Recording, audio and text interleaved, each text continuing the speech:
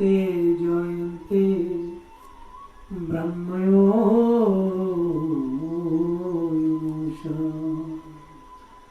राक्षसा कले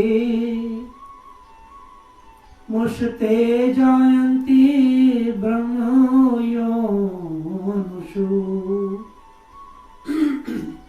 उत्पन्ना ब्राह्मण कुले वन्दते श्रुत्या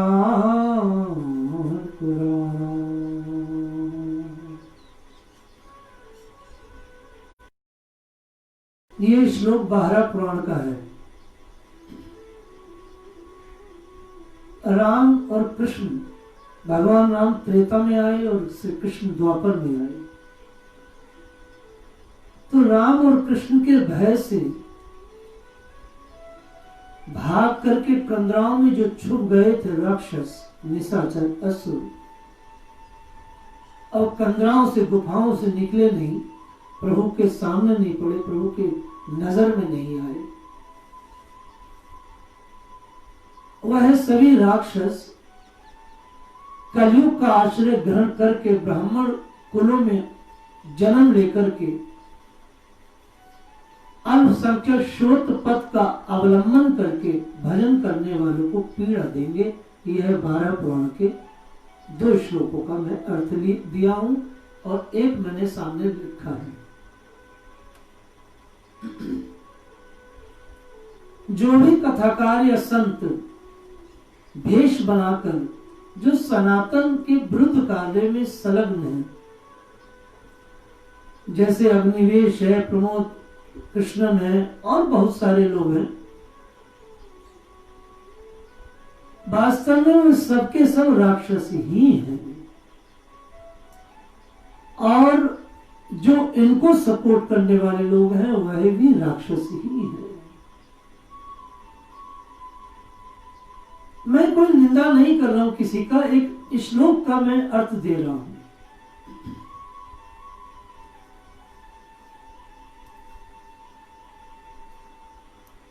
मुरारी कथाकार का पूरा जीवन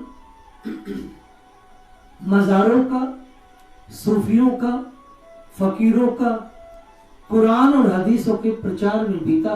और कहां कैसे प्रचार किया? राम कथा की व्यासपीठ पर बैठकर। मुझे मुरारी बापू से कोई व्यक्तिगत मेरा उनसे कोई द्वेष नहीं। मेरा तो कहना बात इतना है कि आपका पूरा जीवन मजारों, सूफियों, फकीरों, कुरान और हदीसों के प्रचार में बीता। आपका टोटल जो आचरण है वो उनके प्रति है, उनके प्रति आप बिल्कुल झुके हुए हैं। आपने कभी अपनी व्यास गद्दी से एकादशी व्रत का प्रचार नहीं किया। आपने कभी अपनी व्यास गद्दी से ठाकुर सेवा का प्रचार नहीं किया।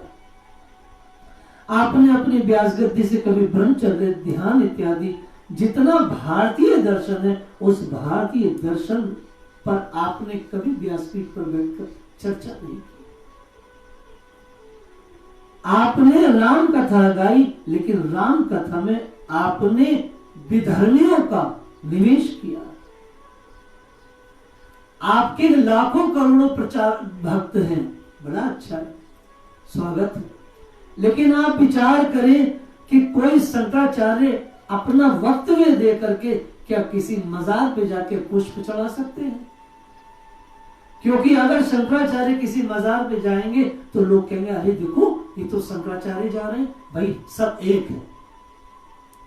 तो जो व्यास पर बैठ करके राम कथा कह रहे हैं उनकी बहुत बड़ी जिम्मेदारी होती है कि उनका आज, क्योंकि अब वो पर्सनल जीवन उनका नहीं रह गया है, हर व्यक्ति उनका अनुसरण करेगा। तो आपको भगवान की कथा ने इतनी प्रसिद्धि दी, लेकिन आपका क्या आचरण रहा बताइए। अब बार बार आप माफी मांग रहे हैं। ये माफी क्या है भाई?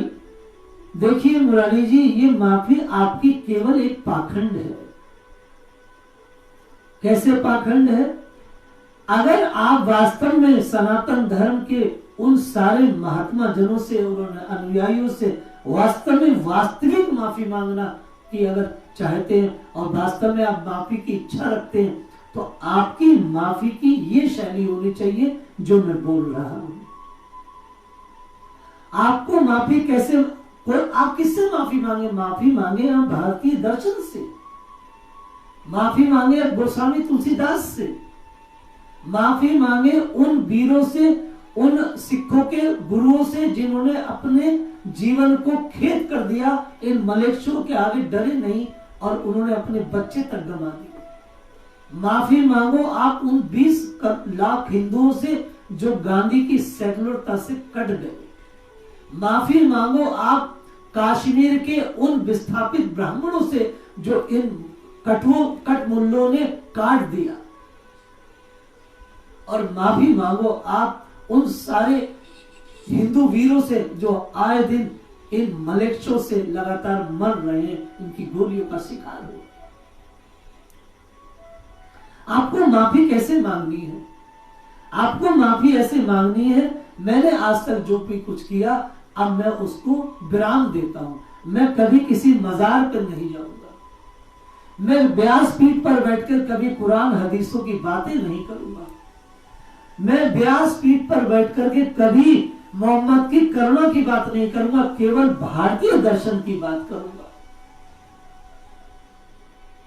मैं केवल शुद्ध कथा बांटूंगा, मैं संत महात्मा अपने गुरुजनों का ही के पद पर बताए हुए उस मार्ग पर चलूंगा।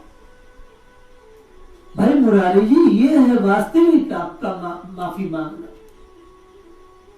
आप माफी मांग के फिर दोबारा से कुरान परोसेंगे और दोबारा से वही इबादत करेंगे और सूफी फकीरों की बातें करेंगे।